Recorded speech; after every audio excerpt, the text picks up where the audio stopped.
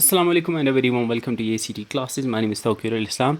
So continuing our series on the physical and political divisions of the world. अभी तक हमने physical divisions of the world को cover किया है. पिछले 7 लेक्चर्स के अंदर हमने सारे कॉन्टिनेंट्स के physical divisions को देखा है. उसमें हमने हर कॉन्टिनेंट के prominent mountains, prominent rivers, prominent deserts, plateaus, bays, seas, lakes वगैरह को डिटेल में कवर किया हुआ है.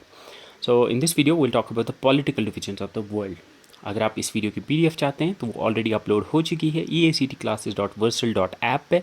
नीचे डिस्क्रिप्शन में भी वो लिंक मिल जाएगा, वहाँ से आप इसको डाउनलोड कर सकते हैं. सो फिजिकल डिवीजन का मतलब है कि जो जियोग्राफिक डिवीजन्स है, जैसे हमने देखा है कि वर्ल्ड के अंदर 7 कॉन्टिनेंट्स हैं.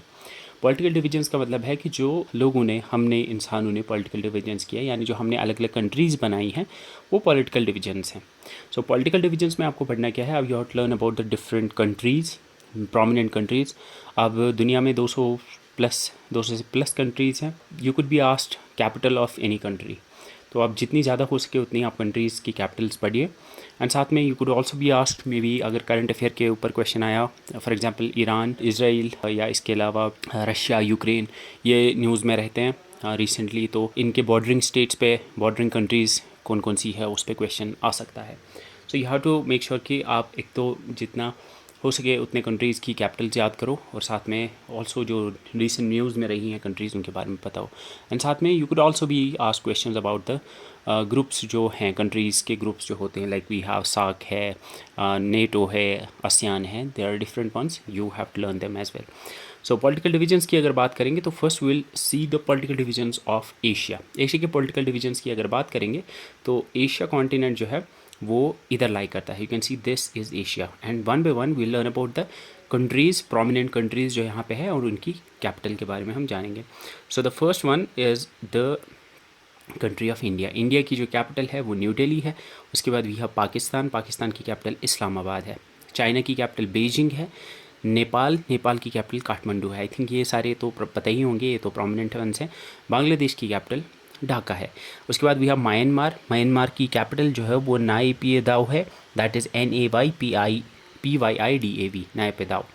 देन श्रीलंका की 2 कैपिटल्स हैं, एक है Sri Jayawardenepura and second is Colombo और श्री जयवर्धनापुरा, इसकी 2 कैपिटल्स हैं. कमर्शियल कैपिटल कोलंबो है, एडमिनिस्ट्रेटिव कैपिटल जो है श्री जयवर्धनापुरा कोटे है. इट्स एग्जैक्टली पूरा इसका नाम श्री जयवर्धनापुरा कोटे है. देन उसके बाद वी हैव थाईलैंड की कैपिटल बैंकॉक है, जो आपने सुना होगा, the infamous city of Bangkok. उसके बाद वियतनाम की कैपिटल हनोई है. हनोई में भी आपने सुना होगा, टावर ऑफ हनोई में भी आपने सुना होगा, जो कंप्यूटर साइंस बैकग्राउंड से होंगे. उसके बाद वी हैव मलेशिया की कैपिटल जो है वो कुआलालंपुर है, जो में भी आपने सुना होगा पहले. देन वी हैव इंडोनेशिया की कैपिटल जकार्ता है. देन वी हैव फिलीपाइंस की कैपिटल मैनिला है. देन वी हैव जापान की कैपिटल टोक्यो है. Then we have South Korea, North Korea, उनके बीच में 38 पैरेलल बाउंड्री बनाती है. साउथ कोरिया की कैपिटल सियोल है और नॉर्थ कोरिया की कैपिटल प्योंगयांग है. देन उसके बाद उसके बाद इधर आते हैं पाकिस्तान के ऊपर. वी हैव अफ़गानिस्तान की कैपिटल काबुल है. काबुल के साइड में वी हैव ईरान की कैपिटल तेहरान है. ये इंपॉर्टेंट है, ये याद रखना, ईरान की कैपिटल तेहरान है. देन उसके ऊपर वी हैव कज़ाकिस्तान, जिसकी कैपिटल अस्ताना है. And then we have Russia की कैपिटल मॉस्को है. एंड देन चाइना और रशिया के बीच में यहाँ पे वी हैव मंगोलिया की कैपिटल उलान बतोर है, जो यहाँ नहीं लिखा हुआ है, but you can remember this. Iran के बॉर्डर पे आपको मिलेगा इराक की कैपिटल बगदाद है. एंड वहीं पे आपको मिलेगा टर्की की कैपिटल अंकारा है. देन उसके बाद वी हैव इसराइल की कैपिटल टेल अवीव है. एंड जेरूसलम उन्होंने रिसेंटली शिफ्ट किया है. Some countries recognise Tel Aviv, some recognise Jerusalem as the capital, but ज़्यादा जो रिकग्नाइज है वो टेल अवीव ही है. इसराइल की कैपिटल टेल अवीव है. एंड देन उसके बाद वी हैव सऊदी अरेबिया की कैपिटल रियाद है. देन उसके बाद वी हैव यूएई की कैपिटल अबू धाबी है. सो आई थिंक ये हो गए होंगे याद. अगर नहीं हुए तो will revise them one by one. India की कैपिटल न्यू दिल्ली है. चाइना की कैपिटल बीजिंग है. जापान की कैपिटल टोक्यो है. रशिया की कैपिटल मॉस्को है. इंडोनेशिया की कैपिटल जकार्ता है. पाकिस्तान की कैपिटल इस्लामाबाद है. बांग्लादेश की ढाका है. सऊदी अरेबिया की रियाद है. ईरान की तेहरान है. टर्की की अंकारा है. टर्की और रशिया दोनों ट्रांसकॉन्टिनेंटल है, यानी उनका कुछ हिस्सा एशिया में है और कुछ यूरोप में है। साउथ कोरिया, जिसको रिपब्लिक ऑफ कोरिया भी कहते हैं, उसकी कैपिटल सियोल है। नॉर्थ कोरिया की कैपिटल प्योंगयांग है। वियतनाम की कैपिटल हनोई है। थाईलैंड की कैपिटल बैंकॉक है। मलेशिया की कैपिटल कुआलालंपुर है। सिंगापुर की कैपिटल सिंगापुर ही है, याद रखना, सिंगापुर की कैपिटल सिंगापुर ही है। फिलीपींस की कैपिटल मैनीला है। इजराइल की कैपिटल तेल अवीव है। इराक की कैपिटल बगदाद है। अफ़गानिस्तान की काबुल है। यूएई की अबू धाबी है। सऊदी अरेबिया की रियाद है। कज़ाकिस्तान की अस्ताना है, नूर सुल्तान जिसे कहते हैं, ये भी एक ट्रांसकॉन्टिनेंटल कंट्री है। श्रीलंका की दो कैपिटल्स है, श्रीजावर्धनापुरा कोटे जो एडमिनिस्ट्रेटिव कैपिटल है और कोलंबो जो कमर्शियल कैपिटल है। नेपाल की कैपिटल काठमांडू है और म्यांमार की कैपिटल जो है वो न्यापयदाव है। So these are the capitals of the prominent countries of Asia. Now we'll learn about some of the regional groupings. कुछ important organizations हैं जो एशिया के कंट्रीज़ ने बनाई हुई है। उनके बारे में एक तो ईयर की फॉर्मेशन यानी एस्टैब्लिशमेंट ईयर याद रखना है और साथ में कंट्रीज़ याद रखनी है, मेंबर्स जो हैं वो भी पूछे जाते हैं। First is ASEAN. आसियान की फुल फॉर्म भी पूछी जाती है। फुल फॉर्म याद रखना, फुल फॉर्म है, आसियान की फुल फॉर्म जो है वो है association of south east Asian Nations. तो नाम पढ़ के आपको पता चल गया होगा कि ये साउथ ईस्ट एशिया के नेशंस की है। साउथ ईस्ट एशिया के नेशंस में आपके जो इंडोनेशिया के अराउंड नेशंस आते हैं, अगर आप याद करोगे जो नीचे इंडोनेशिया के around we have Indonesia, Vietnam, Laos, Myanmar, Cambodia, Philippines, वो आते हैं। सो ये 1967 में बनी थी एंड ये साउथ ईस्ट एशिया की कंट्रीज़ इसके मेंबर्स हैं। इसके मेंबर्स में we have total 10 members, Indonesia, Malaysia, Philippines, Singapore, Thailand, Brunei, Vietnam, Laos, Myanmar and Cambodia. इसको याद रखने के लिए जो ट्रिक है that's MBBS PTV LIC, MBBS PTV and LIC। MBBS PTV channel हुआ करता था, LIC life insurance corporation of India. M for Malaysia, B for Brunei और एक B है उससे बर्मा आएगा। हालांकि यहाँ पे मैंने म्यांमार लिखा है, लेकिन आपको पता है म्यांमार का दूसरा नाम बर्मा भी है। तो अगर आप MBBS PTV LIC याद रखोगे तो याद रखना B फॉर ब्रुनई है और B फॉर बर्मा है, और बर्मा का दूसरा नाम जो है वो म्यांमार है। तो इसको आप MBBS PTV LIC भी कर सकते हो, या फिर आप इसको MMBS PTV LIC भी कर सकते हो, जिससे आपको M for Malaysia, M for Myanmar याद होगा। MMBS PTV LIC, MMBS, M for Malaysia, M for Myanmar, B for Brunei, S for Singapore, P for Philippines, T for Thailand, V for Vietnam, L for Laos, I for Indonesia and C for Cambodia. So it's MMBS PTV LIC. Then we have SAARC. SAARC stand for South Asian Association for Regional Cooperation. ये 1985 में बनी थी and इसमें South Asian countries है। South Asia में आपका India, basically India के around जो कंट्रीज़ है वो आती हैं। इसमें we have Afghanistan, Bangladesh, Bhutan, India, Maldives, Nepal, Pakistan and Sri Lanka. And इसमें जो फुल फॉर्म है बड़ी प्रोमिनेंट है, दैट जो एक्रोनियम है इसको याद रखने के लिए ट्रिक है वो है MBBS pen, MBBS pen. M for Maldives, B for Bangladesh, B for Bhutan, S for Sri Lanka, P for Pakistan, A for Afghanistan, I for India and N for Nepal. Then we have SCO that is Shanghai corporation organisation. Shanghai जो है ये city है कहाँ की, China की। ये 2001 में बनी थी शंघाई कॉरपोरेशन एंड इसकी जो कंट्रीज़ हैं ये एक ट्रांस कॉन्टिनेंटल ऑर्गेनाइजेशन है, ग्रुपिंग है। इसमें यूरोप और यूरेशियन, ये एक Eurasian political economic security alliance है, यानी इसमें यूरोप और एशिया दोनों की कंट्रीज़ हैं। इसको आप याद रख सकते हो टर्क पिक IB से, टर्क पिक IB से। T for Tajikistan, U for Uzbekistan, R for Russia, K for Kazakhstan. Then pic से P for Pakistan, I for Iran, C for China, K for Kyrgyzstan, I for Iran या India and B for Belarus. याद रखना Belarus जो है ये एक European nation है जो इसमें रिसेंटली ऐड हुआ है। तो बेलारूस जो है ईरान 2023 में ऐड हुआ है SCO में एंड बेलारूस ने 2024 में ज्वाइन किया है। तो तुर्क पिक IB इसमें याद रखोगे आप। Then we have GCC that stands for gulf corporation council. Gulf corporation council जो है इसमें गल्फ की कंट्रीज़ हैं, 6 मिडल ईस्ट गल्फ की कंट्रीज़ जो हैं आपकी, अरेबियन गल्फ की जो कंट्रीज़ हैं दैट इज़ अरेबियन पेनिनसुला में जो है Saudi Arabia, UAE, Qatar, Bahrain, Kuwait and Oman. याद रखना इसमें यमन नहीं है, याद रखना इसमें यमन नहीं है। Then we have BIMSTEC. BIMSTEC में we have stand for Bay of Bengal institute for multi sectoral technical and economic corporation, 1997 में बनी है ये। एंड इसमें आपकी जो याद रखने की ट्रिक है that is MBBS NIT, that is Myanmar, Bhutan, Bangladesh, Sri Lanka. NIT stand for Nepal, India and Thailand. MBBS NIT BIMSTEC के लिए है। सो इसके बाद यू कैन सी ओपेक जो है stand for organisation of petroleum exporting countries. इसमें करंटली जो है इसकी सारी कंट्रीज याद रखने की ज़रूरत नहीं है।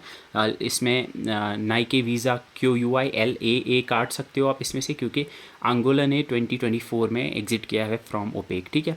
तो अल्जीरिया, कॉन्गो, इक्वेटोरियल गियाना, Gabon, Iraq, Iran, Kuwait, Libya, Nigeria, Saudi Arabia, UAE and Venezuela. You can सी इसमें जो कंट्रीज़ हैं वो अफ्रीका और एशिया की हैं, जो बेसिकली ये पेट्रोलियम एक्सपोर्टिंग कंट्रीज़ हैं जहाँ से पेट्रोलियम निकलता है, उनका ये रीजनल ग्रुपिंग है, ठीक है। इसका जो एक्रोनियम है याद रखने के लिए, that is Nike visa Kiul, QUIL quill, quilt आप रख सकते हो, टी आप काट सकते हो बाद में। Now there is an important one जिस पे क्वेश्चन आ सकता है कि अगर हम टॉप 5 कंट्रीज़ की बात करेंगे एशिया की इन टर्म्स ऑफ टोटल एरिया, तो एशिया की जो सबसे बड़ी कंट्री है इन टर्म्स ऑफ एरिया वो रशिया है, जो दुनिया की भी सबसे बड़ी कंट्री है in terms of area. Second number पे एशिया में चाइना आता है एरिया के हिसाब से, थर्ड नंबर पे इंडिया, फोर्थ नंबर पे कजाकिस्तान एंड फोर्थ नंबर पे सऊदी अरेबिया आता है। सो Russia, China, India, Kazakhstan and Saudi Arabia area के हिसाब से टॉप 5 कंट्रीज़ हैं। पॉपुलेशन के हिसाब से रिसेंटली अगर देखें तो इंडिया बिकेम द वर्ल्ड की सबसे मोस्ट पॉपुलस कंट्री बन गई। इंडिया की पॉपुलेशन 1.42 बिलियन, ये याद रखने की ज़रूरत नहीं है क्योंकि अभी एग्जैक्ट सेंसस नहीं है, बट जो इंडिपेंडेंट स्टेटिस्टिक्स मेंटेन करते हैं उनके हिसाब से इंडिया जो है वो अब टॉप कंट्री बन गई है इन टर्म्स ऑफ पॉपुलेशन। तो एशिया में सबसे ज़्यादा पॉपुलेशन इंडिया में है, followed by China, followed by Indonesia, उसके बाद third number Pakistan and fourth number Pakistan और फिफ्थ पे बांग्लादेश आते हैं। अगर हम कंट्रीज़ की बात करेंगे that share the land neighbouring countries, यानी लैंड बॉर्डर जो शेयर करती है, चाइना 14 कंट्रीज़ के साथ लैंड बॉर्डर शेयर करता है, रशिया भी 14 कंट्रीज़ के साथ लैंड बॉर्डर शेयर करता है, Turkey shares with 8, Iran 7 and Saudi Arabia 7, India भी 7 कंट्रीज़ के साथ लैंड बॉर्डर शेयर करता है। कोस्ट लाइन की अगर बात करेंगे तो ये पूछा जाता है एशिया में सबसे ज़्यादा कोस्ट लाइन, सबसे लंबी कोस्ट लाइन जो है वो इंडोनेशिया की है। वर्ल्ड में जो सबसे ज़्यादा है वो कनाडा की है, Indonesia I guess second number पे आता है। रशिया की सेकंड नंबर पे आती है, फिलीपाइंस, जापान और चाइना की आती है। अगर आप 5 के 5 याद नहीं रखोगे लेकिन एटलीस्ट टॉप वाला तो आप पता होना ही चाहिए कि हर एक कंटिनेंट में से टॉप कंट्री कौन सी है, और वर्ल्ड में आपके 5 याद होने चाहिए। जीडीपी पूछा जा सकता है, इसके फिगर्स जो हैं वो चेंज होते रहते हैं, बट रिसेंट जो मैंने अभी इसमें डाले हैं, China is at number 1, India number 2 पे है, जापान क्योंकि रिसेंटली हमने देखा इंडिया ने जो है जापान को सरपास किया है to become the second largest economy in Asia. उसके बाद साउथ कोरिया है एंड देन इंडोनेशिया है। हाईएस्ट पॉइंट माउंटेन पीक की अगर बात करेंगे तो नंबर 1 पे जो है वो माउंट एवरेस्ट है एशिया के अंदर, उसके बाद K2 है जो पाकिस्तान मतलब गिलगित बाल्टिस्तान में है, देन उसके बाद कंचनजंगा K2 है, कंचनजंगा पीक है जो इंडिया नेपाल के बॉर्डर पे है, देन लोहत है और उसके बाद मकालू है, लोहत से चाइना में है, मकालू नेपाल चाइना बॉर्डर पे। Number of UNESCO World Heritage sites, China में 59 वर्ल्ड हेरिटेज साइट्स हैं, it should B 59 here not 57। India में 42 है, ईरान में 27, जापान में 25 और टर्की में 21 है, ठीक है। तो इसमें 5 के 5 आप याद अगर रखोगे ना तो एक तो याद रखना आप एरिया के हिसाब से पूछी जा सकती हैं, ये इंपॉर्टेंट है, ये याद रखना, ठीक है। तो अगर रैंक 1 की बात करोगे तो रैंक 1 जो सबसे ज़्यादा मुझे लगता है पूछा जा सकता है, टोटल एरिया के हिसाब से सबसे ज़्यादा एरिया जो एशिया के अंदर है वो रशिया का है, पॉपुलेशन इंडिया की है, number of land neighbouring countries China की है, रशिया चाइना दोनों इनकी 14 है, तो कभी रशिया भी होता है कभी चाइना भी होता है, ठीक है। तो इसको रशिया और चाइना दोनों कंसिडर किया जाता है। उसके बाद कोस्ट लाइन सबसे ज़्यादा एशिया में इंडोनेशिया की है, जीडीपी सबसे बड़ी चाइना है, हाईएस्ट पीक जो हो चाइना नेपाल बॉर्डर पे है माउंट एवरेस्ट, ये पता ही है, सबसे ज़्यादा यूनेस्को वर्ल्ड हेरिटेज साइट्स जो है वो चाइना के अंदर है। कंट्रीज़ इन न्यूज़, एशिया में जो सब कंट्रीज़ न्यूज़ में है रिसेंटली आपको पता ही है, अभी ईरान और इसराइल का वॉर चल रहा था, तो ईरान के नेबरिंग कंट्रीज़ को आपको पता होना चाहिए। यू कैन सी ईरान के ईस्टर्न साइड पे पाकिस्तान है, फिर अफगानिस्तान है, फिर तुर्कमेनिस्तान है, तो TAP याद रख सकते हो, TAP, Turkmenistan, Afghanistan and Pakistan. और इस साइड क्या है, इस साइड आज़रबाईजान और आर्मेनिया है जिनके बीच में जंग चल रही थी, और फिर टर्की और इराक है, टर्की और इराक है, तो आज़रबाईजान, आर्मेनिया और टर्की और इराक, ठीक है। तो ईरान की कैपिटल तेहरान है, ये आपको पता ही होगा। सो ईरान के जो नेबरिंग कंट्रीज़ हैं वो आर्मेनिया, आज़रबाईजान और तुर्कमेनिस्तान है, नॉर्थ में आर्मेनिया, आज़रबाईजान और तुर्कमेनिस्तान है, वेस्ट में टर्की और इराक है, ईस्ट में अफगानिस्तान और पाकिस्तान है। और कौन सी वाटर बॉडीज़ के साथ शेयर करती है, वाटर बॉडीज़ ऊपर कैस्पियन सी के साथ ईरान का बॉर्डर है, इधर पर्शियन गल्फ के साथ है, इधर गल्फ ऑफ ओमान के साथ है, this is gulf of Oman, और ये अरेबियन सी है। Gulf of Oman, Persian gulf और कैस्पियन सी उसके साथ ईरान की बाउंड्री टच करती है, ठीक है। और इधर ये जो है this is Strait of Hormuz. Strait of Hormuz जो है ये गल्फ ऑफ ओमान को पर्शियन गल्फ के साथ कनेक्ट करती है। और स्ट्रेट ऑफ हर्मोज जो है वो इधर ये ओमान है, ओमान का मुसंदम पेनिनसुला है और उस तरफ ही ईरान है। तो याद रखना जो स्ट्रेट ऑफ हर्मोज है उसके एक तरफ ओमान है, दूसरी तरफ ईरान है। एंड स्ट्रेट ऑफ हर्मोज जो है ये पर्शियन गल्फ को गल्फ ऑफ ओमान के साथ कनेक्ट करती है, ठीक है। एंड आई थिंक इतना मुझे लगता है इंपॉर्टेंट है इसमें। एक तो वाटर बॉडीज़ भी पता होनी चाहिए, कैस्पियन सी और पर्शियन गल्फ और गल्फ ऑफ ओमान है। और कंट्रीज़ वो मैंने आपको बोला, आर्मेनिया, अज़रबैजान और तुर्कमेनिस्तान, अफगानिस्तान, पाकिस्तान, ईरान है, टर्की। देन इसराइल, ऑब्वियसली जंग इसराइल के साथ चल रही है, तो इसराइल के साथ जो कंट्रीज़ बॉर्डर शेयर करती है, we have Egypt on the western side, Jordan on the southern and eastern side, and इधर सीरिया और लेबनान है। तो Syria, Lebanon, Jordan, Egypt. So LSJE, तो इसको आप बना सकते हो कुछ, LSJE को आप JELS बना सकते हो, या LESJ बना सकते हो, या कुछ भी बना सकते हो, ठीक है, SELJ और समथिंग लाइक दैट। एंड साथ में यू कैन ऑल्सो सी कि ये जो है शेयर करती है जो पैलेस्टाइन के साथ भी, ऑब्वियसली पैलेस्टाइन के साथ भी बॉर्डर शेयर करती है। इधर गाज़ा सिटी है और इधर ये वेस्ट बैंक है, ठीक है। एंड ये मेडिटेरेनियन सी के साथ बॉर्डर शेयर करती है। नीचे ये रेड सी के साथ बॉर्डर शेयर करती है और इसके अलावा ये डेड सी के साथ भी बॉर्डर शेयर करती है। और रेड सी के जिस रीजन के साथ नीचे ये बॉर्डर शेयर करती है उसको गल्फ ऑफ अकाबा कहते हैं। तो if you are asked Israel किन वाटर बॉडीज के साथ बॉर्डर शेयर करता है, you should know that it's Mediterranean Sea, Red Sea का जो है गल्फ ऑफ अकाबा है, एंड इसके अलावा डेड सी है। सो ये याद रखना। उसके बाद वी हैव रशिया। रशिया पूछा जाता है, रशिया का सबसे ज़्यादा कंट्रीज़ के साथ बॉर्डर है, 14 कंट्रीज़ के साथ। ये सारी याद रखना, आई डोंट थिंक रशिया का पूछेंगे, बट अगर चाहते हो तो यू कैन रिमेंबर देम। इधर फिनलैंड है, उसके बाद we have Estonia, we have Latvia, we have Lithuania, we have Belarus, Ukraine, Kazakhstan, Mongolia, and इसके अलावा जापान और यूनाइटेड स्टेट के साथ, इनके साथ इसका मैरीटाइम बॉर्डर है। और चाइना और मंगोलिया के साथ लैंड बॉर्डर है, Kazakhstan, Ukraine, Belarus, Lithuania, Latvia, Belarus. इसके अलावा पोलैंड और फिनलैंड और नॉर्वे के साथ भी छोटा मोटा बॉर्डर शेयर करती है। और जॉर्जिया और अज़रबैजान और कजाकिस्तान के साथ भी शेयर करती है। इसके बाद वी हैव यूक्रेन। यूक्रेन का पूछा जा सकता है, यूक्रेन का याद रखना, यूक्रेन के नॉर्थ में बेलारूस है, इसके ईस्टर्न साइड पे रशिया है, इसके नॉर्थ वेस्टर्न साइड पे पोलैंड है, इधर स्लोवाकिया है, इधर हंगरी है, रोमानिया है, एंड मोल्डोवा है। So it shares border with the following countries: Belarus, Russia, Poland, Slovakia, Hungary, Romania, Moldova. इनका आप एक्रोनियम बना सकते हो। एंड अगर नेबरिंग वाटर बॉडीज की बात करेंगे जिनके साथ यूक्रेन अपना बॉर्डर शेयर करता है, we have the Black Sea, और ब्लैक सी के अंदर we have Sea of Azov. तो ब्लैक सी और सी ऑफ अज़ोव के साथ जो है यूक्रेन अपना बॉर्डर शेयर करता है। And you can see the Dnieper river, वो इसके थ्रू पास करती है, जिस पे आपका कीव जो कैपिटल है यूक्रेन की, जो बसी हुई है। Kiev is the capital of Ukraine, या याद रखना। नीचे एक क्रिमियन पेनिनसुला है ब्लैक सी के अंदर, जिस पे रशिया का कब्जा है। And then we will move on to the political divisions of Africa. Africa की अगर बात करेंगे तो अफ्रीका लाइज समवेयर हेयर, ठीक है। तो अफ्रीका की कुछ प्रोमिनेंट कंट्रीज़ के बारे में will study. First is Nigeria. Nigeria की कैपिटल अबूजा है। देन इजिप्ट है, इजिप्ट की कैपिटल कायरो है। देन नीचे साउथ अफ्रीका है, साउथ अफ्रीका की 3 कैपिटल्स है, प्रिटोरिया, केप टाउन, ब्लोमफॉन्टेन। इसकी 3 कैपिटल्स है, Pretoria, Cape Town and Bloemfontein. उसके बाद वी हैव इथियोपिया। इथियोपिया की कैपिटल एडिस अबाबा है, एडिस अबाबा इथियोपिया की कैपिटल है। देन वी हैव उसके बाद we have the Congo, it should be DR Congo not CR Congo. Democratic republic of Congo, इसकी capital Kinshasa है। Then उसके बाद वी हैव केन्या, केन्या की कैपिटल नायरोबी है। उसके बाद वी हैव अल्जीरिया, ऊपर अल्जीरिया, अल्जीरिया की कैपिटल अल्जियर्स है। उसके बाद सूडान की कैपिटल खरतूम है। अगर आपको याद होगा वाइट नाइल और ब्लू नाइल जो है वो खरतूम में मिलती है, जो सूडान की कैपिटल है। देन मोरक्को ऊपर आता है, मोरक्को के कैपिटल जो है रबात है, उधर ही आपकी जो है स्ट्रेट ऑफ जिब्राल्टर ऊपर है। Then we have Nigeria, Nigeria की कैपिटल अबूजा है। Then we have Ghana, Ghana की कैपिटल जो है वो एक्रा है। तंजानिया की कैपिटल डोडोमा है। तंजानिया के अंदर माउंट किलिमंजारो है, world's highest free standing mountain है। Then we have Uganda, Uganda की कैपिटल कंपाला है। कंपाला के बाद अंगोला है, अंगोला की कैपिटल लुआंडा है। देन वी हैव उसके बाद वी हैव जिम्बाब्वे, जिम्बाब्वे की कैपिटल हरारे है। So these are the prominent countries जिनके आपको कैपिटल पता होनी चाहिए। और ऊपर लीबिया, लीबिया की कैपिटल जो है त्रिपोली है। सो नाइजीरिया की कैपिटल अबूजा है। एंड नाइजीरिया जो है वो अफ्रीका की मोस्ट पॉपुलस कंट्री, यानी अफ्रीका में जिस कंट्री की सबसे ज़्यादा पॉपुलेशन है वो नाइजीरिया है। इजिप्ट की कैपिटल कायरो है। साउथ अफ्रीका की कैपिटल जो है वो प्रिटोरिया है administrative capital, legislative capital Cape Town है और ब्लूमफॉन्टेन जो है वो जुडिशियल कैपिटल है। इथियोपिया की कैपिटल एडिस अबाबा है। डेमोक्रेटिक रिपब्लिक ऑफ कॉन्गो की कैपिटल किनासा है। केन्या की कैपिटल नायरोबी है। अल्जीरिया की कैपिटल अल्जियर्स है, जो largest country by area in Africa है। तो Algeria is the largest country in Africa by area. Area के हिसाब से अल्जीरिया सबसे बड़ी है, पॉपुलेशन के हिसाब से नाइजीरिया सबसे बड़ी है, अल्जीरिया और नाइजीरिया।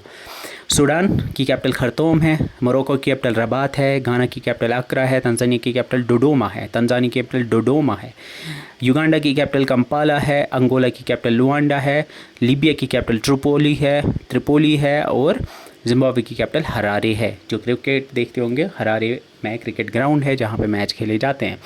रीजनल ग्रुप्स की अगर बात करेंगे तो first and the prominent one is the African union. African union जो है ये 2002 में बना था और इसमें अफ्रीका की 55 अफ्रीकन सोवरेन स्टेट्स है, यानी 55 कंट्रीज, जितनी भी अफ्रीका कॉन्टिनेंट के अंदर कंट्रीज़ है वो सारी जो है अफ्रीकन यूनियन का पार्ट है। ये 2002 में बना था। देन वी हैव द इकोवास। इकोवास stand for economic community of West African states. ये 1975 में बना था और ये वेस्ट अफ्रीका की कंट्रीज़, ये याद रखने की ज़रूरत नहीं है, you don't need to remember them, ठीक है। देन वी हैव SADC, इसकी फुल फॉर्म याद रखना, साउथ अफ्रीकन डेवलपमेंट कम्युनिटी, 1992 में बनी थी और इसकी कितनी स्टेट्स हैं वो याद रखने की ज़रूरत नहीं है। Then we have EAC, that stand for East African community, 2000 में बनी थी। इसमें जो है इसकी भी स्टेट्स को याद रखने की ज़रूरत नहीं है। Then we have COMESA stand for common market for eastern and southern Africa, 1994 में बनी थी। इसकी 21 मेंबर्स हैं, याद रखने की ज़रूरत नहीं है। देन टॉप 5 अफ्रीकन कंट्रीज़ की अगर बात करेंगे तो अभी मैंने बोला कि एरिया के हिसाब से सबसे बड़ी कंट्री जो है वो अल्जीरिया है। सेकेंड नंबर पे डेमोक्रेटिक रिपब्लिक ऑफ कॉन्गो है, DRC जिसकी कैपिटल किनासा है। Then we have Sudan on number 3 जिसकी कैपिटल जो है खरतूम है। देन वी हैव लीबिया की कैपिटल त्रिपोली है। And then we have Chad is the 5th largest country in terms of area in Africa. तो सबसे बड़ी कंट्री एरिया के हिसाब से अल्जीरिया है। पॉपुलेशन के हिसाब से नाइजीरिया है, सेकंड नंबर पे इथियोपिया है, थर्ड नंबर पे इजिप्ट है, फोर्थ नंबर पर DRC है, फिफ्थ नंबर पे तंजानिया है। Number of land neighbouring countries, तो DRC democratic republic of Congo 9 countries के साथ बॉर्डर शेयर करती है। सेकंड नंबर पे ज़ाम्बिया है 8 के साथ, तंजानिया, सूडान और नाइजर थर्ड, फोर्थ और फिफ्थ आते हैं। कोस्ट लाइन के हिसाब से मेडागास्कर जो नीचे आइलैंड है जो सेपरेट होती है by Mozambique channel from the African continent, अगर आपको याद होगा मेडागास्कर जो है इसकी कोस्ट लाइन सबसे ज़्यादा है अफ्रीका में, followed by Somalia, then South Africa, Mozambique and Egypt. GDP के हिसाब से साउथ अफ्रीका सबसे नंबर 1 पे आती है, followed bye Egypt, Algeria, Nigeria and Morocco. Highest mount Tanzania में है, माउंट किलिमंजारो जो मैंने आपको बोला। सेकंड नंबर पर माउंट केन्या है, ये बाकी याद रखने की ज़रूरत नहीं है। इसके बाद माउंट स्टेनली है कॉन्गो में। इथियोपियन हाईलैंड्स की सबसे हाईएस्ट पीक रास दशन है। एंड मोरक्को की माउंट तोबकल है जो आपके किस माउंटेन रेंज की हाईएस्ट पीक है? Mount Toubkal, if you can remember. ऊपर मोरक्को में कौन सी वाली रेंज थी? माउंट एटलस की तोबकल हाईएस्ट पीक थी। सबसे ज़्यादा यूनेस्को वर्ल्ड हेरिटेज साइट्स जो हैं वो 10 हैं साउथ अफ्रीका में, followed by Ethiopia, Morocco, Tunisia and other countries. तो इसमें याद रखोगे अफ्रीका की सबसे largest in terms of area Algeria है, in terms of population Nigeria है, number of land neighbouring countries जो है कॉन्गो है, कोस्ट लाइन सबसे ज़्यादा बड़ी जो है मेडागास्कर की है, GDP के हिसाब से साउथ अफ्रीका है, and South Africa UNESCO World Heritage sites के मामले में भी नंबर 1 पर है। Now will move on to North America. North America में ज़्यादा कंट्रीज़ नहीं हैं। नॉर्थ अमेरिका में you see first country is United States, और सबसे बड़ी जो है 3 कंट्रीज़ है, USA, कनाडा और मैक्सिको। USA की कैपिटल वाशिंगटन DC है, ये आपको पता होगा। कनाडा की कैपिटल ओटावा है और ब्राज़ील की कैपिटल मैक्सिको की कैपिटल मैक्सिको सिटी है। ईजी है ये। सो 3 मेजर कंट्रीज़ हैं। We have Washington DC capital of USA, Ottawa capital of Canada and Mexico City capital of Mexico. इसके अलावा नीचे जो कैरेबियन आइलैंड्स है और जो सेंट्रल अमेरिका है, कैरेबियन आइलैंड्स में क्यूबा आता है, क्यूबा की कैपिटल हवाना है। क्यूबा को sugar bowl of the world कहते थे। क्यूबा से ही आपके थे चे गुवेरा, जिनके बारे में भी आप अपने सुना होगा। 20th सेंचुरी के एक रेवोल्यूशनरी लीडर रहे हैं।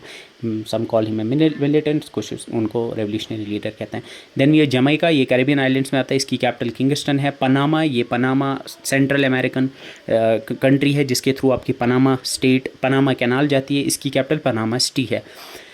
देन अगर आप यहाँ देखोगे तो first one is UMSCA। UMSCA क्या है? It's United States Mexico Canada agreement. इन तीन कंट्रीज़ के बीच में एग्रीमेंट 2020 में ही बना है, ये याद रखना।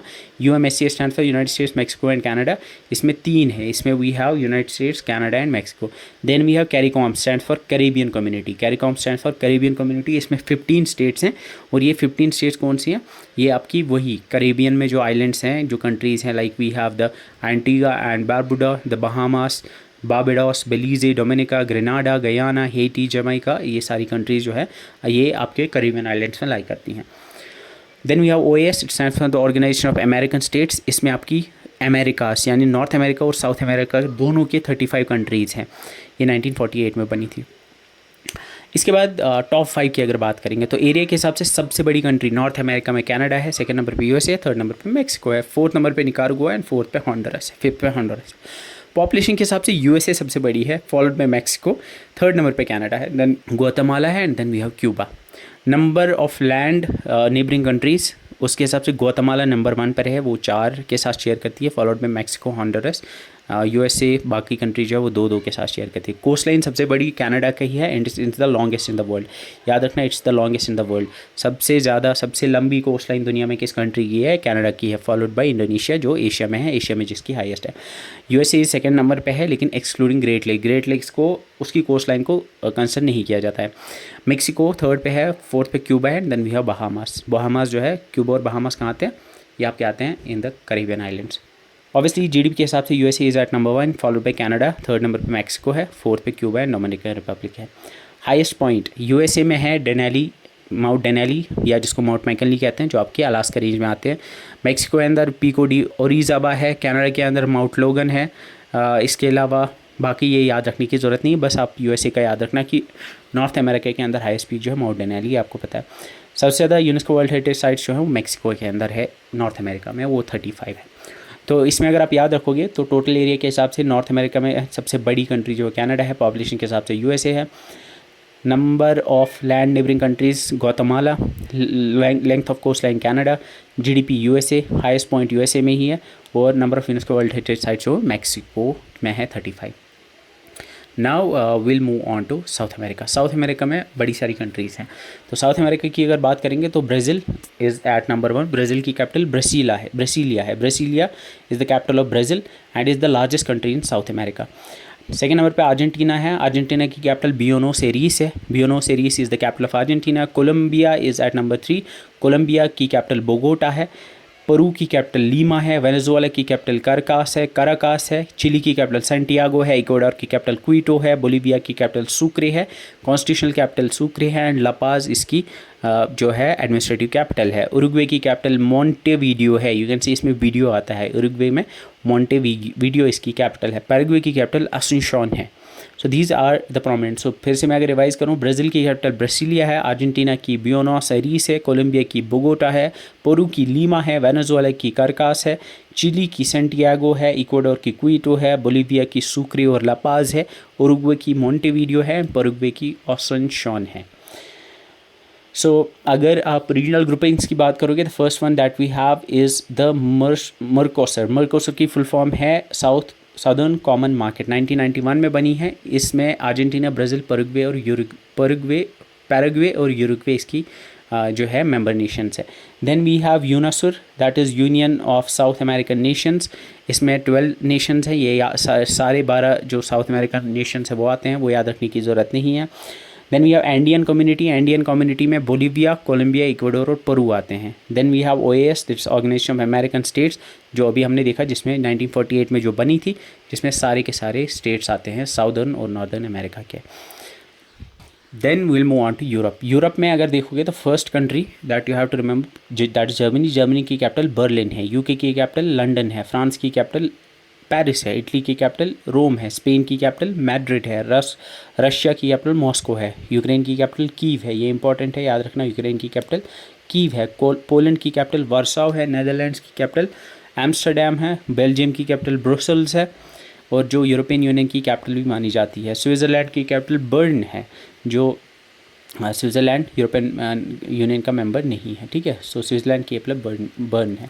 सो फिर से अगर मैं बोलूँ तो जर्मनी की कैपिटल बर्लिन है, यूके की लंदन, फ्रांस की पेरिस, इटली की रोम, स्पेन की मैड्रिड, रशिया की मॉस्को, यूक्रेन की कीव, पोलैंड की वार्सो, नेदरलैंड्स की एम्स्टर्डम और बेल्जियम की ब्रुसेल्स है।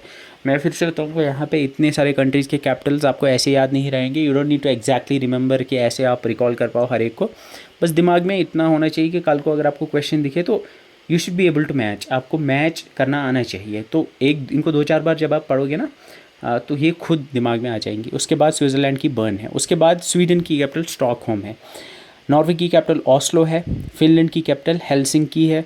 डेनमार्क की कैपिटल कोपनहेगन है। पोर्टुगल की लिस्बन है। ग्रीस की एथेंस है, क्या ओलंपिक्स हुए थे पहली बार। ऑस्ट्रिया की कैपिटल वियना है, जो मैंने आपको अभी बोला। आयरलैंड की डुबलिन है, लास्ट लेक्चर में हमने वियना पढ़ा था, ठीक है। आयरलैंड की कैपिटल डुबलिन है। सो इसके बाद सम रीजनल ग्रुपिंग्स में वी हैव यूरोपियन यूनियन। याद रखना ये 1957 में बना था एंड इसमें 27 स्टेट्स हैं आज की डेट में। 27 2020 में यूके ने लीव किया था इसको, यूके लेफ्ट, जिसको ब्रेक्सिट कहते हैं। ब्रेक्सिट में भी आपने सुना होगा। नेटो 1949 में बना था। नेटो एक्चुअली उसमें सिर्फ यूरोपियन कंट्रीज़ नहीं है, उसमें यूरोपियन कंट्रीज़ भी हैं और साथ में यूएस कनाडा भी इसमें आते हैं। फिनलैंड और स्वीडन जो है रिसेंटली ऐड हुए थे 2023 और 2024 में। 32 मेंबर्स है, याद रखना। नेटो में 32 मेंबर्स है, यूरोपियन यूनियन में 27 मेंबर्स है। काउंसिल ऑफ यूरोप 1949 में बना था और इसमें 46 मेंबर स्टेट्स हैं। 2022 में रशिया को इससे एक्सपेल किया गया था, ये भी इंपॉर्टेंट है। देन वी हैव एफ्टा की full form European free trade association 1960 में बनी थी और इसके जो मेंबर नेशंस है वो आइसलैंड, लाइकस्टीन, नॉर्वे और स्विट्ज़रलैंड है। Then we have OSCE stand for organisation for security and cooperation in Europe. ये world's largest regional security oriented inter governmental organisation है। इसमें 57 स्टेट्स हैं, यूरोप, एशिया और नॉर्थ अमेरिका के। उसके बाद अगर यूरोप की बात करेंगे तो सबसे बड़ी कंट्री जो यूरोप के एरिया के हिसाब से वो रशिया है, ऑब्वियसली, बिकॉज रशिया जो है वो that's a transcontinental country. Second number पे यूक्रेन आती है। थर्ड नंबर एंटायरली जो लाई करती है उस हिसाब से तो यूक्रेन ही है। Then we have France, then Spain and Sweden. Population के हिसाब से Russia, Germany, Turkey, UK and France. Number of land neighbouring countries के हिसाब से भी रशिया है, जर्मनी सेकेंड नंबर पे है, देन फ्रांस एंड बाकी कंट्रीज़ है। लेंथ ऑफ कोस्ट लाइन के हिसाब से याद रखना, नॉर्वे की सबसे ज़्यादा कोस्ट लाइन है इन सबसे लंबी कोस्ट लाइन है in Europe, followed by Russia, Greece and UK. Then GDP के हिसाब से Germany is at number 1, UK at 2, France at 3, Italy at 4। Highest point Mount Elbrus जो कैकस माउंटेन रेंज में आती है, रशिया में है। जॉर्जिया की शखारा, ये याद रखने की ज़रूरत नहीं है आपको। इसके बाद we have Mont Blanc, you can see, ये आपके स्विस एल्प्स में आती है, एल्प्स में है। Then number of UNESCO World Heritage site, Italy में 60 है, जो वर्ल्ड में भी सबसे ज़्यादा है। Followed by Germany, Spain and other. So total area के हिसाब से अगर देखोगे तो रशिया यूरोप की सबसे बड़ी है, पॉपुलेशन के हिसाब से भी सबसे बड़ी है, number of land neighbouring countries के हिसाब से भी। कोस्ट लाइन सबसे लंबी नॉर्वे की है, याद रखना, यूरोप में सबसे लंबी कोस्ट लाइन नॉर्वे की है। जीडीपी के हिसाब से जर्मनी है, हाईएस्ट पॉइंट रशिया में है, एंड देन माउंट एल्ब्रस जो यूरोप की हाईएस्ट पीक है, and Italy is as per the number of UNESCO World Heritage sites. अब ऑस्ट्रेलिया पे आते हैं। तो ऑस्ट्रेलिया में अगर ऑस्ट्रेलिया कॉन्टिनेंट की बात करोगे तो एक ही कंट्री है, दैट्स ऑस्ट्रेलिया। ऑस्ट्रेलिया की कैपिटल कैनबरा है, लेकिन उसमें ओशिनिया अगर आप देखोगे तो न्यूजीलैंड भी आता है। न्यूजीलैंड की कैपिटल वेलिंगटन है। पापुआ न्यू गिनी की पोर्ट मॉर्सबी है। फिजी की कैपिटल सुवा है। इसके अलावा बहुत और कंट्रीज़ हैं जिनके आपको जो है याद रखने की ज़रूरत नहीं है। सो इसमें जो प्रोमिनेंट ग्रुपिंग्स है we have PIF, that's Pacific Island Forum. Pacific Island Forum में 18 मेंबर्स हैं, जिसमें ऑस्ट्रेलिया, न्यूजीलैंड के साथ साथ बाकी जो पॉलिनेशिया, माइक्रोनेशिया और मेलानेशिया के ग्रुप्स हैं, कंट्रीज़ हैं, वो भी आती हैं। Then we have SPC stand for Pacific community, जिसको पहले साउथ पैसिफिक कमीशन कहते थे, एंड इसमें 27 कंट्रीज़ एंड टेरिटरीज आती हैं। Then we have the SPARTECA stand for south pacific regional trade and economic corporation agreement. इसमें आपके PIF जो आते हैं, उसके अलावा इसमें भी बड़ी सारी नेशंस आते हैं, ठीक है। तो ये 1980 में बनी थी। सो इसमें इतना याद इंपॉर्टेंट नहीं है, बस फुल फॉर्म्स आप याद रखना। बाकी मुझे लगता है इन पे तो क्वेश्चन पूछेंगे, अगर ज़्यादा से ज़्यादा पूछते हैं ना तो वो मेजर, जैसे यूरोपियन यूनियन है, या फिर नेटो है, या फिर आसियान है, बिम्स्टेक है, और सार्क है, तो इनका पूछ सकते हैं। तो इनके मेंबर नेशंस का पता होना चाहिए। देन उसके बाद वी हैव एंटार्क्टिका। अब एंटार्क्टिका पॉलिटिकल स्टेटस क्या है कि Antarctica has no permanent population और गवर्नमेंट, ना वहाँ पे कोई परमानेंटली रहता है ना वहाँ पे कोई गवर्नमेंट है। It's governed by the Antarctic treaty system ATS जो 1959 में साइन हुई थी। वो क्या थी एग्जैक्टली वो हम देखेंगे। एक्चुअली एंटार्क्टिक ट्रीटी जो है, एंटार्क्टिक ट्रीटी सिस्टम ATS जो है वो 1 दिसंबर 1959 को वाशिंगटन DC में साइन हुई थी and it came into force on 23 June 1961। इसका पर्पज़ क्या था? इसका पर्पज़ था to ensure that Antarctica is use for peaceful purpose only and shall not become the scene or object of international discord. यानी एक तो वहाँ पे जितने भी टेरिटोरियल क्लेम्स हैं उनको फ्रीज़ किया गया और साथ में एंटार्क्टिका को वहाँ पे कोई टेस्टिंग्स, न्यूक्लियर वेपन्स या दूसरे वेपन्स की टेस्टिंग ना की जाए, सिर्फ उसको पीसफुल पर्पजेज़ और साइंटिफिक रिसर्च के लिए ही यूज़ किया जाए, इसका ये पर्पज़ था। की प्रोविजंस क्या थे इसमें? First was the peaceful purposes only, that is article 1 जो इस ट्रीटी का वो कहता है कि जो एंटार्क्टिका है ये एक डीमिलिटराइज जोन होना चाहिए और इस पे जो भी इस पे कोई भी मिलिट्री बेस नहीं बनाएगा, इस पे कोई भी फोर्टिफिकेशंस नहीं बनाएगा एंड इस पे किसी भी टाइप की टेस्टिंग, किसी टाइप की वेपन की टेस्टिंग नहीं की जाएगी। इसको सिर्फ और सिर्फ साइंटिफिक पर्पज़ के लिए यूज़ किया जाएगा। Second is freedom of scientific investigation. इसमें हर एक कंट्री को जो है फ्रीडम है कि वो साइंटिफिक इन्वेस्टिगेशन कर सकती है और कंट्रीज़ मिल के भी जो है वहाँ पे साइंटिफिक रिसर्च कर सकते हैं। आर्टिकल 4 कहता है कि फ्रीजिंग ऑफ टेरिटोरियल क्लेम्स, यानी अंटार्कटिका में 1959 से पहले जो है एक्चुअली 7 कंट्रीज़ ने टेरिटोरियल क्लेम की थी, यानी 7 कंट्रीज़ ने अंटार्कटिका के कुछ हिस्सों पे अपना कब्ज़ा क्लेम किया था। उन्होंने कहा था कि this territory belongs to us. उनमें Argentina, Australia, Chile, France, New Zealand, Norway and UK आते हैं and you can see USA is not there। USA और रशिया जो है सो बाकियों ने इस पे साइन किया है। USA और रशिया ने जो है इसको इस टेरिटोरियल फ्रीज वाले जो कॉलम है इसको वो रिकग्नाइज़ नहीं करते क्योंकि अभी तक वहाँ तेल नहीं निकला है। जब तेल निकलेगा तो USA जो है वहाँ जाके फिर क्लेम करेगा, ठीक है। सो इसके हिसाब से जिसने तब तक जो भी मतलब कोई नया कंट्री जो है वो क्लेम नहीं कर सकता कि किसी एरिया को अंटार्कटिका के, और साथ में जो एग्जिस्टिंग क्लेम्स हैं उनको फ्रोज़न किया गया है, यानी दे आर फ्रोज़न। वो अब मतलब उस पर बात नहीं होगी, they are frozen they are, ठीक है। उसके बाद आर्टिकल 5 कहता है कि provision of nuclear explosion and radioactive waste disposal, यानी ये प्रोहिबिट किया गया है कि कोई भी कंट्री अंटार्कटिका में न्यूक्लियर एक्सप्लोजन्स नहीं कर सकती या फिर रेडियो एक्टिव वेस्ट जो है वो डिस्पोज नहीं कर सकती। और एरिया ऑफ एप्लीकेशन, यानी ये कहाँ अप्लाई होता है? जो 60 डिग्री साउथ लैटिट्यूड है उसके साउथ में जो भी आता है उस एरिया में ये अप्लाई होती है। एंड इंस्पेक्शन राइट्स, हर एक कंट्री को राइट है कि वो किसी भी दूसरी कंट्री के रिसर्च स्टेशन पे जाके वहाँ चेक कर सकता है कि कहीं वहाँ पे क्या वो वहाँ कंप्लाइंस होती है ट्रीटी की या नहीं। Then there are some other associated agreements, कुछ और एग्रीमेंट्स भी है। We have the convention for conservation of Antarctic seals, CCAS जिसको कहते हैं, वो 1972 में साइन हुआ था। Then we have convention on the conservation of Antarctic marine living resources, जो कि सदर्न ओशन में जो मरीन लाइफ है उसको कंजर्व करने के लिए 1980 में साइन हुई थी। Then we have the 1991 protocol for environmental protection to Antarctic treaty, Madrid protocol जिसको कहते हैं, that designates Antarctica as natural reserve devoted to peace and science. Research stations आपको पता ही होंगे कि हर एक कंट्री के तो नहीं, मोस्ट ऑफ द कंट्रीज़ के वहाँ पे रिसर्च स्टेशन है, किसी के 2 है, किसी के 4 हैं।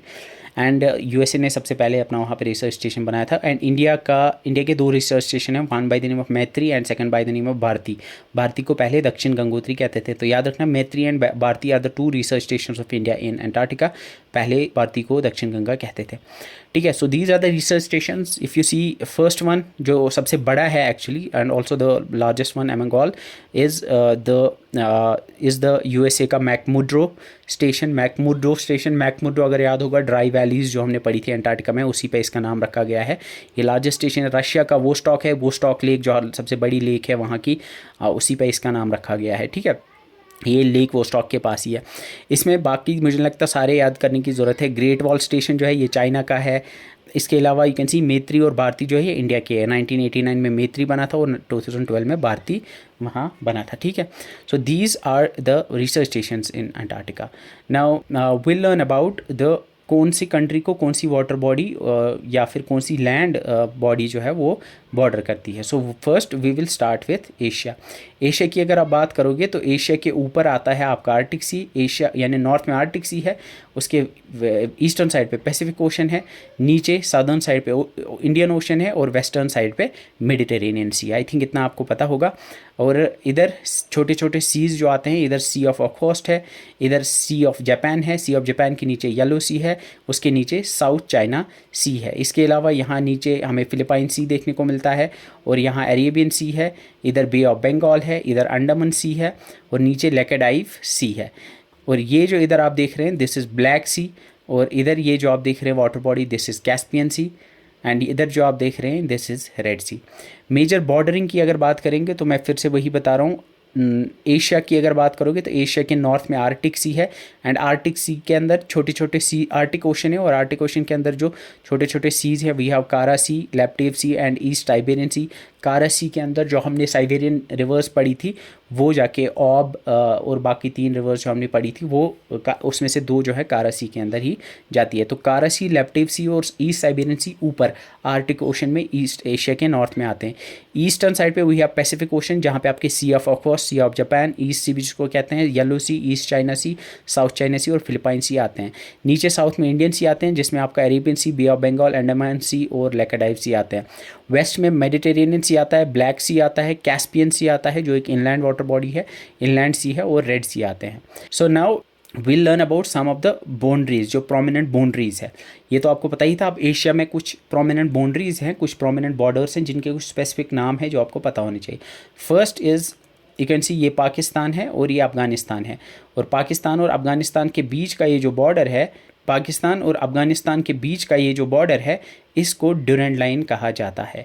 ये इंडिया है और इंडिया और पाकिस्तान ये ऊपर जो है आपका चाइना है, and you can C India और चाइना के बीच का ये जो बॉर्डर है इधर अरुणाचल प्रदेश के रीजन में जो ये इसका बॉर्डर है, इस बॉर्डर को मैकमोहन लाइन कहते हैं। इसी तरह से ये जो ये नीचे बांग्लादेश है, इंडिया और पाकिस्तान के बीच में जो इंटरनेशनल बॉर्डर है और इंडिया और बांग्लादेश के बीच में जो ये इंटरनेशनल बॉर्डर है इसको कहा जाता है रेड क्लिफ लाइन। सो अफगानिस्तान और पाकिस्तान के बीच में ड्यूरेंट लाइन है। इंडिया और पाकिस्तान के बीच में जो इंटरनेशनल बॉर्डर है यहाँ गुजरात से शुरू होकर इधर जम्मू तक जो आता है इसको रेड क्लिफ लाइन कहते हैं, और साथ में बांग्लादेश और इंडिया के बीच में भी जो बॉर्डर है उसको रेड क्लिफ लाइन कहते हैं। इधर इंडिया और पाकिस्तान के बीच में जो यहाँ पे मुजफ्फराबाद और ये मीरपुर के डिस्ट्रिक्ट्स हैं इसको लाइन ऑफ कंट्रोल कहते हैं, जो आपको पता होगा, जो 1947 में बनी है। So this is called as LOC। इधर इंडिया और लद्दाख के रीजन के होते हुए यहाँ पे जो ये लाइन है, बॉर्डर है बिटवीन इंडिया एंड चाइना, इसको लाइन ऑफ एक्चुअल कंट्रोल या LAC कहते हैं। तो ये इंटरनेशनल बॉर्डर्स नहीं है, क्योंकि असल में क्या है कि पाकिस्तान ने इस पार्ट पे कब्ज़ा किया है और चाइना ने इस पार्ट पे कब्ज़ा किया है। अब जहाँ तक इंडिया का कब्ज़ा है, यहाँ तक इंडिया का कब्ज़ा है, तो जहाँ तक ये इंडिया का कब्ज़ा है उस जो शिमला एग्रीमेंट के तहत बताया गया था कि उसी को बॉर्डर माना जाएगा। तो this called as LOC, that is Line of Control. And India और चाइना के बीच में जो लद्दाख में यहाँ पे है this called as LAC, that is Line of actual Control. ठीक है, सो आई थिंक इतना क्लियर हो गया। ड्यूरेंट लाइन इंडिया और पाकिस्तान, मैकमोहन लाइन इंडिया और चाइना के बीच में, लेकिन आंध्र प्रदेश के रीजन में, ठीक है, अरुणाचल प्रदेश के रीजन में, ठीक है। सो आई थिंक ये क्लियर हो गया होगा। अब मैकमोहन लाइन कहाँ है, LOC LAC कहाँ है, and red Cliff line India और पाकिस्तान और इंडिया और बांग्लादेश के बीच में है, ठीक है। नाउ द नेक्स्ट बॉर्डर जो इंपॉर्टेंट है जिसके बारे में आपको पता होना चाहिए वो है नॉर्थ कोरिया और साउथ कोरिया का बॉर्डर। यू कैन सी ये नॉर्थ कोरिया और साउथ कोरिया है और इनके बीच में ये जो बॉर्डर है इसको 38 पैरेलल कहते हैं, क्योंकि it goes along the 38th latitude north जो आता है। सो ड्यूरेंट लाइन जो है it is border between India, between Pakistan and Afghanistan. McMahon line जो है it's the boundary between India and China, India के अरुणाचल प्रदेश और चाइना का तिब्बतियन रीजन जो है उसमें आता है। रेड क्लिफ लाइन जो है it's between India and Pakistan, actually ये ईस्ट पाकिस्तान जो आज का बांग्लादेश है उसके बीच में और इंडिया के बीच में, और आपकी 1947 पार्टीशन के टाइम पे बनाई गई थी। लाइन ऑफ कंट्रोल जो है it's a military control line between India and Pakistan. India and Pakistan control parts and Jammu and Kashmir में ये आती है। इसके बाद ये एक इंटरनेशनली रिकग्नाइज बाउंड्री नहीं है, बट ये एक डिफैक्टो बॉर्डर है। Then we have LAC, that's line of actual control. This is a demarcation line that separates Indian control territory and the Chinese control territory of Sino Indian border, यानी China India का border जो है, जहाँ तक India का control है और जहाँ से चाइना का कंट्रोल स्टार्ट होता है वहाँ पे जो बॉर्डर है उसको लाइन ऑफ एक्चुअल कंट्रोल कहते हैं। ये आपके लद्दाख में आती है। देन वी हैव 38 पैरेलल जो आपके नॉर्थ कोरिया और साउथ कोरिया के बीच में आती है। Then there are some famous disputed territories. The first territory is the Kuril Island. Kuril Island अगर थोड़ा याद होगा आपको, ये कुरिल आइलैंड्स जो है ये आपके पैसिफिक ओशन में आते हैं, इधर रशिया के ईस्टर्न साइड पे आते हैं, एंड ये एक्चुअली ऊपर सी ऑफ ओखोस्ट के पास ये कुरिल आइलैंड्स आते हैं, and it's a disputed territory between Japan and Russia. याद रखना कुरिल आइलैंड जो है ये रशिया और जापान के बीच में डिस्प्यूटेड है। देन साउथ चाइना डिस्प्यूट है। साउथ चाइना डिस्प्यूट जो है एक्चुअली साउथ चाइना सी जो है, साउथ चाइना सी में बहुत सारी कंट्रीज़ का डिस्प्यूट चल रहा है। उसमें प्राइमरीली चाइना और वियतनाम है। China, Vietnam, Philippines, Malaysia, Brunei और ताइवान जो है उनके बीच में डिस्प्यूट है। Then we have Israel Palestine border, जिसको ग्रीन लाइन भी कहते हैं। ये एक डिमार्केशन लाइन है जो 1949 का जो आर्मिस्टिस एग्रीमेंट हुआ था, अगर आपको याद होगा, उस दिन जो 6 डे वॉर हुआ था बिटवीन पैलेस्टाइन, जो इसराइल और बाकी अरब नेशंस के बीच में हुआ था, तो उस टाइम पे ये बनाई गई थी। इसको ग्रीन लाइन भी कहते हैं। याद रखना ग्रीन लाइन जो है ये, ग्रीन लाइन और एक जगह भी है, बट यहाँ भी याद रखना ग्रीन लाइन इसराइल और पैलेस्टाइन के बीच में भी है, उसको भी कहते हैं। इसके अलावा ओरल माउंटेन और ओरल रिवर जो है, इसको ट्रेडिशनली ये बाउंड्री लाइन है, ये डिस्प्यूटेड लाइन नहीं है, ये बाउंड्री कंसिडर की जाती है एशिया और यूरोप के बीच में। Caucasus mountain range, Bosphorus Strait, Dardanelles Strait अगर याद होगा आपको, एंड सी ऑफ मरमरा, ये भी बाउंड्री कंसिडर की जाती है यूरोप और एशिया में। ठीक है, सो ये आई गेस सारी चीज़ें तो याद हो गई होंगी, इसमें कुछ डिफ़िकल्ट था नहीं। Next we will go into Africa. तो अफ्रीका में सबसे पहले आपको अफ्रीका के अराउंड के वाटर बॉडीज़ के बारे में पता होने चाहिए। So if you see this is your Africa, and Africa के अराउंड अगर आप देखोगे, सबसे ऊपर नॉर्थ में we have Mediterranean sea, eastern side पे इंडियन ओशन है, वेस्टर्न साइड पे आपका अटलांटिक ओशन आता है। मेजर बॉर्डरिंग में अगर देखोगे तो नॉर्थ में we have Mediterranean sea, east में इंडियन ओशन है, रेड सी है जो सेपरेट करती है इसको अरेबियन पेनिनसुला से, वेस्ट में इसके अटलांटिक ओशन है और गल्फ ऑफ गाइनी आता है, जो आपने याद आ गया होगा कहाँ पे है। साउथ में इंडियन ओशन है और वहीं पे अटलांटिक ओशन भी इंडियन ओशन के साथ मिलता है। फेमस जो फेमस या कॉन्टेस्टेड बाउंड्री लाइंस की अगर बात करोगे तो सबसे पहले we have Suez canal. Suez canal जो है ये यू कैन सी ये एक आर्टिफिशियल वाटरवे है जो आपकी इजिप्ट में लाई करती है, जो मेडिटेरेनियन सी को रेड सी के साथ कनेक्ट करती है, and it's considered to be a boundary between Asia and Africa.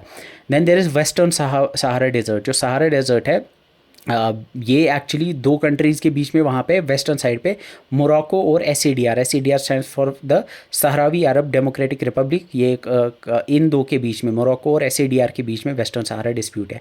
ये याद रखना, western Sahara dispute is between Morocco and S. And then इसके अलावा और भी डिस्प्यूटेड बॉर्डर्स है, लाइक हॉर्न ऑफ अफ्रीका के पास या ग्रेट लेक्स रीजन में है, उनके बारे में आप ना ही पढ़ो तो बेहतर है, क्योंकि उतना डीप मुझे नहीं लगता जाएंगे। देन नॉर्थ अमेरिका की अगर बात करेंगे तो नॉर्थ अमेरिका इधर लाई करता है, और नॉर्थ अमेरिका के ऊपर जो है आर्टिक ओशन है, उधर आपका ब्यूफोर्ट सी है, बैफिन बे है, इसके ईस्टर्न साइड पे अटलांटिक ओशन है। Then we have the Hudson bay, उसके नीचे आप देखते हो इधर गल्फ ऑफ सेंट लॉरेंस है, जहाँ सेंट लॉरेंस रिवर जाके गिरती है। Then we have the Labrador Sea, इसके वेस्टर्न साइड पे आपका पैसिफिक ओशन है, वी हैव बेरिंग सी ऊपर, जहाँ पे बेरिंग स्ट्रेट है, ऊपर चुकी सी है, बेरिंग सी और चुकी सी के बीच में बेरिंग स्ट्रेट है। इधर गल्फ ऑफ अलास्का है, इधर गल्फ ऑफ कैलिफोर्निया है, इधर गल्फ ऑफ मैक्सिको है जो दुनिया की सबसे बड़ी गल्फ है, और इधर कैरिबियन सी है। So major bordering ocean seas में आपने नॉर्थ में देखा आर्टिक ओशन है, Beaufort Sea and Baffin Bay lie there. East में अटलांटिक ओशन है, where we have Labrador Sea, Gulf of Saint Lawrence and Sargasso Sea भी उधर ही लाई करता है। वेस्ट में we have Pacific Ocean, Pacific Ocean में बेरिंग सी है, Gulf of Alaska and Gulf of California है। साउथ में वी हैव सेंट्रल अमेरिका और कैरेबियन पोर्शन, जहाँ पे कैरेबियन सी और गल्फ ऑफ मैक्सिको आते हैं। एंड अगर बाउंड्रीज़ की बात करेंगे तो दिस इज़ कनाडा और दिस इज़ यूएसए, और कनाडा और यूएसए के बीच में जो ये बॉर्डर है this is called as 49th parallel. याद रखना 49th parallel is the boundary between US and Canada. तो फर्स्ट प्रोमिनेंट बाउंड्री जो है दैट्स 49th पैरेलल नॉर्थ, यानी 49th डिग्री लैटिट्यूड नॉर्थ वाला लैटिट्यूड जो है ये चाइना, ये आपका यूएस कनाडा का बॉर्डर बनाती है।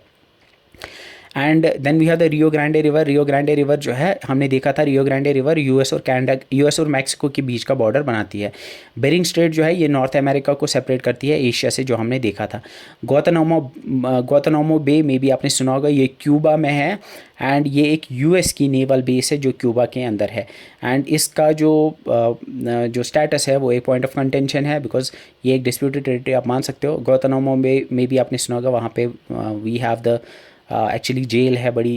2001 जब 9/11 हुआ था उसके बाद बड़े सारे जो है मुस्लिम्स को वहाँ बंद किया गया था एंड उनकी बड़ी बहुत ही दर्दनाक स्टोरीज़ जो हैं वो बाहर आई थी। You can learn about that. Guantanamo Bay जो है ये एक जेल भी है एंड यूएस नेवल बेस है जो क्यूबा के अंदर है, जो नीचे साउथ अमेरिका में, मतलब नॉर्थ अमेरिका के साउथ में लाई करती है। I remember there used to be weekly होता था बाय द नेम ऑफ मोमिन।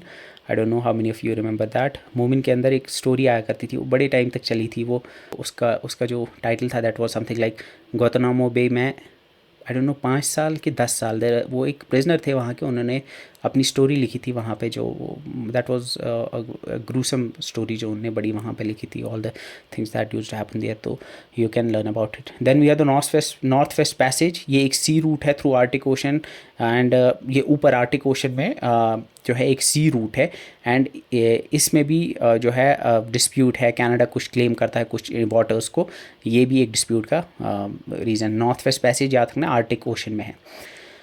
Then we have South America. South America की अगर बात करेंगे तो it lies down here. South America के अराउंड की वाटर बॉडीज़ को अगर देखोगे तो साउथ अमेरिका के ईस्टर्न साइड पे we have Atlantic Ocean, north में we have Caribbean Sea and on the eastern side we have Pacific Ocean, नीचे इसके साउदर्न ओशन है जिसको अटलांटिक ओशन भी कहते हैं। एंड जो ड्रेक पैसेज है ये इसको सेपरेट करता है फ्रॉम द एंटार्क्टिक ओशन, ठीक है। ड्रेक पैसेज इसको सेपरेट करता है फ्रॉम द एंटार्क्टिका, ठीक है। इधर फॉकलैंड आइलैंड्स है, इधर जो है आपके फॉकलैंड आइलैंड्स है, if you can remember this, ठीक है।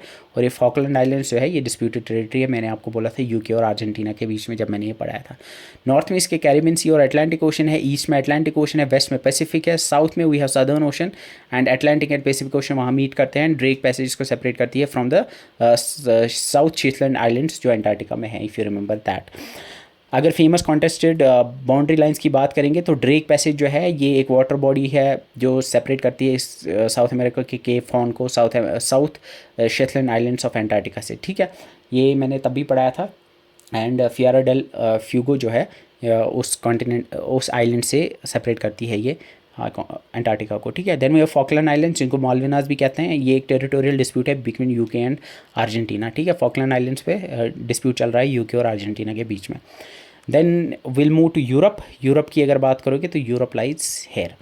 यूरोप में अगर आप देखोगे इसके अराउंड जो वाटर बॉडीज़ हैं, यू कैन सी यूरोप जो है, यूरोप के ऊपर वी हैव आर्कटिक सी, वहाँ बैरेंट सी और नॉर्वेजियन सी लाई करते हैं। You can see this is Barents Sea and this is Norwegian Sea. इसके वेस्टर्न साइड पे वी हैव अटलांटिक ओशन, यहाँ वी हैव नॉर्थ सी, इधर वी हैव आयरिश सी, इधर we have English channel जो North Sea को इधर Atlantic से जोड़ती है। यहाँ गल्फ ऑफ बिस्के है एंड ये जो यहाँ और एक वाटर बॉडी है this is Baltic Sea. Baltic Sea भी जो है इसके अंदर लाई करता है बाल्टिक सी। नीचे इसके मेडिटेरेनियन सी है। सो यूरोप के नॉर्थ में वी हैव आर्टिक ओशन जहाँ बैरेंट सी और नॉर्वेजियन सी आते हैं। वेस्ट में वे अटलांटिक ओशन जहाँ नॉर्थ सी, आयरिश सी, इंग्लिश चैनल और गल्फ और बे ऑफ बिस्के आते हैं। साउथ में वी हैव मेडिटेरेनियन सी जहाँ मेडिटेरेनियन सी में we have Adriatic Sea, Aegean Sea, Ionian Sea and Tyrrhenian Sea and Black Sea भी वहाँ आते हैं। ईस्ट में ये लैंड बॉर्डर शेयर करता है with Asia separated by Ural mountain, Ural river, Caspian Sea and Caucasus mountain range. Famous contested boundary lines में we have the Oder Neisse line. Oder एक रिवर है, अगर आप पता होगा, नीस भी एक ये एक्चुअली रिवर्स हैं। So it forms the border between Germany and Poland. Germany और पोलैंड के बीच में ऑर्डर नीस लाइन है, ठीक है। Oder Neisse line is between Germany and Poland. Then we have Curzon line. Curzon line जो है ये एक हिस्टोरिकल डिमार्केशन लाइन है जो पॉलिश सोवियत वॉर में प्रपोज की गई थी पोलैंड और सोवियत यूनियन के बीच में, ठीक है। एंड आज का पोलैंड के ईस्टर्न बॉर्डर भी रफली यही है। Then we have strait of Gibraltar. ये सेपरेट करती है यूरोप में स्पेन को अफ्रीका के मोरक्को से। ये कनेक्ट करती है आपके अटलांटिक ओशन को मेडिटेरेनियन सी से। Then we have English channel जो सेपरेट करती है ग्रेट ब्रिटेन को मेनलैंड यूरोप से, फ्रांस से exactly. Then we have iron curtain. Iron curtain जो है ये कोई फिजिकल लाइन नहीं है but it symbolizes the ideological and the physical ideological conflict between Europe जो डिवाइड करता था यूरोप को into 2 separate areas from the world war 2 until the end of cold war. तो ये बेसिकली आयरन कर्टेन जो है ये वर्ल्ड वॉर 2 के बाद जो यूरोप के 2 हिस्से हुए थे, आइडियोलॉजिकल कॉन्फ्लिक्ट जो चल रहा था उसको आयरन कर्टेन कहते थे। Then we have Cyprus dispute. वहाँ पे भी ग्रीन लाइन है। पैलेस्टाइन में भी, पैलेस्टाइन इजराइल के बीच में भी ग्रीन लाइन है। अगर आपको याद होगा साइप्रस जो है ये कहाँ है, आपके मेडिटेरेनियन सी में ये एक आइलैंड है। एंड वहाँ पे भी एक्चुअली साइप्रस के 2 हिस्से, one is called as the Greek Cypriot south और दूसरे को कहते हैं टर्किश साइप्रेट नॉर्थ। कुछ साउथ वाले पे ग्रीस का कब्ज़ा है, जो नॉर्थ वाला है उस पर टर्की अपना क्लेम करता है, तो वहाँ पे भी डिस्प्यूट चल रहा है, उसको साइप्रस डिस्प्यूट कहते हैं। एंड बीच में जो लाइन है उसको ग्रीन लाइन कहते हैं। नॉर्दर्न आयरलैंड बॉर्डर, जो आयरलैंड है वहाँ there are two countries, Republic of Ireland and Northern Ireland. जो Northern Ireland and Republic of Ireland के बीच में जो बॉर्डर है उस पर भी इशू चल रहा है, that's called as the Northern Ireland border. Then we have the Kaliningrad Oblast, ये एक रशियन एनक्लेव है between Poland and Lithuania, Baltic Sea के पास ये एक रीजन है, एंड ये एक स्ट्रेटेजिकली इंपॉर्टेंट रीजन है। This is called as the Kaliningrad Oblast, इसके बारे में आप पढ़ सकते हो। Then we have the Crimean Peninsula. Crimean Peninsula जो है, मैंने अगर आप याद हो आपको, ब्लैक सी में ये लाई करता है, एंड ये एक्चुअली यूक्रेन का पार्ट था, जो एक पेनिनसुला था जिसको रशिया ने 2014 में एनेक्स किया था। ये एक डिस्प्यूट चल रहा है इस पर, ये एक्चुअली यूक्रेन का पार्ट था पर रशिया ने इसको एनेक्स किया था। Then we have Australia. Australia की अगर बात करोगे तो Australia lies down here south. तो ऑस्ट्रेलिया की अगर बात करोगे तो ऑस्ट्रेलिया के वेस्टर्न साइड पे वी हैव इंडियन ओशन, इसके ईस्टर्न साइड पे वी हैव पैसिफिक ओशन, जहाँ पे आपको कोरल सी देखने को मिलते हैं, जहाँ पे आपका ग्रेट बैरियर रीफ आता है। नीचे टैस्मन सी है जो न्यूजीलैंड और ऑस्ट्रेलिया को सेपरेट करता है। ऊपर अराफुरा सी है, गल्फ ऑफ कार्पेंटेरिया उधर लाई करता है। टॉरस स्ट्रेट जो इसको पापुआ न्यू गिनिया से सेपरेट करता है। मेजर सराउंडेड बाई अगर देखोगे तो इंडियन ओशन साउथ वेस्ट और साउथ में है, पैसिफिक ओशन ईस्ट और नॉर्थ में है, जहाँ पे आपके कोरल सी, टैस्मन सी एंड अराफुरा सी आते हैं। पैसिफिक आइलैंड नेशंस जो हैं वो पैसिफिक ओशन के अंदर आते हैं, जो आपको पता होगा। टॉरस स्ट्रेट ये सेपरेट करती है ऑस्ट्रेलिया को न्यूजीलैंड पापुआ न्यू गिनिया से, exactly if you know. Then there is Antarctica. Antarctica जो है इसके कम्प्लीटली अराउंड साउदर्न ओशन है, इसके चारों तरफ साउदर्न ओशन है। ओशन जो है 60 डिग्री साउथ लैटिट्यूड जो है उसके ऊपर, उसके नीचे जो भी आता है उसको साउदर्न ओशन कहा जाता है। अब फेमस बाउंड्रीज अगर देखोगे तो कोई भी इंटरनेशनली रिकॉग्नाइज्ड लैंड बॉर्डर नहीं है इसके अंदर, but there are some territorial claims, जैसे मैंने आपको बताया भी कि टोटल 7 कंट्रीज़ ने वहाँ टेरिटोरियल क्लेम की है। Argentina, Australia, Chile, France, New Zealand, Norway और यूके ने वहाँ पे टेरिटोरियल क्लेम की है। बट आज की डेट में there is Antarctic treaty system जो 1959 में साइन हुआ था, जिसने सारे के सारे टेरिटोरियल क्लेम्स को फ्रीज़ किया हुआ है। And the 60 degree latitude line जो है, 60 डिग्री साउथ लैटिट्यूड लाइन जो है, वो एंटार्क्टिक ट्रीटी में, उसके अंदर जो भी एरिया आता है वो एंटार्क्टिक ट्रीटी में कवर होता है। So with this we have completed the political divisions of the world. In the next lecture we will do the oceans and seas, and the lecture after that we will do the conclusion of all these lectures. So I hope कि ये lecture beneficial रहा होगा। Thank you so much for watching. See you in the next video. Till then, bye bye.